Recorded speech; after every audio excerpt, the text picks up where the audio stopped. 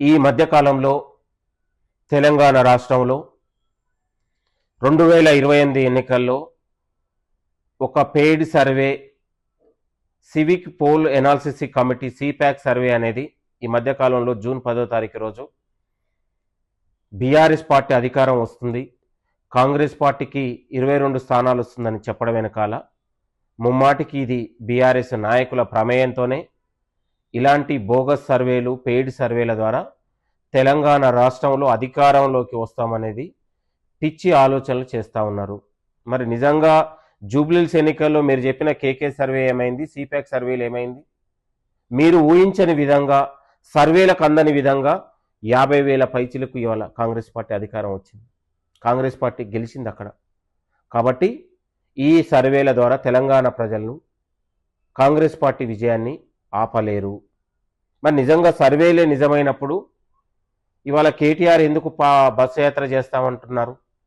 మరి ఎందుకు కేసీఆర్ బస్సు యాత్ర చేస్తామంటున్నారు, కేటీఆర్ పాదయాత్రలు చేస్తామంటున్నారు?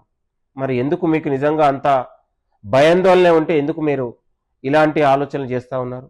సర్వేలే నిజమైతే ఇవాళ 6 గ్యారంటీల పథకాలతోని ప్రజాపాలనలో రేవంత్ రెడ్డి గారి నాయకత్వంలో, రేవంత్ రెడ్డి గారి చరిస్మలో మరొకసారి రెండోసారి కాంగ్రెస్ పార్టీ అధికారం రాబోతా ఉంది.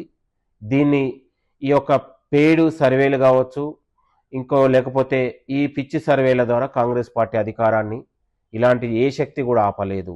ముమ్మాటికి ప్రజల దీవెనలతోని, తెలంగాణ సకల జనుల ఆశీర్వాదంతో ఇవాళ మరొకసారి కాంగ్రెస్ పార్టీ అధికారం రాబోతా ఉంది.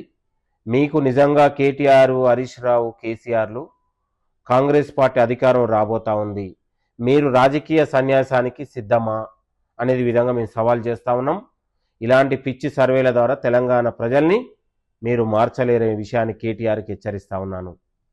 మీరు 10 ఏళ్లలో తెలంగాణ రాష్ట్రాన్ని లూటీ చేసి, దగా చేసి, దోపిడీ చేసి ఆ పైసలతోని అధికారంలోకి వస్తామని పిచ్చి ఆలోచన చేస్తే తెలంగాణ ప్రజలు తెలివైన వాళ్ళు చారిత్రాత్మకమైన తీర్పునిచ్చారు.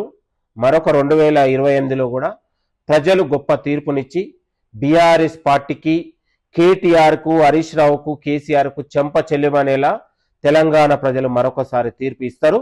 రేవంత్ రెడ్డి గారి నాయకత్వంలో మరొకసారి ముఖ్యమంత్రి రేవంత్ రెడ్డి గారు అధికారం తీసుకొస్తా ఉన్నారు. రెండోసారి కూడా ప్రజల దీవెనలతో రెండోసారి ముఖ్యమంత్రి కాబోతా ఉన్నారు. దీన్ని దయచేసి ఈ సిపాక్ సర్వేలు, కేకే సర్వేలు, బోకే సర్వేలు, పిచ్చి సర్వేలు తెలంగాణ ప్రజల తీర్పుని ఆపలేరు అనే విషయాన్ని కేటీఆర్ గుర్తుంచుకోవాలని కూడా హితవు పలుకుతున్నాను. జై కాంగ్రెస్.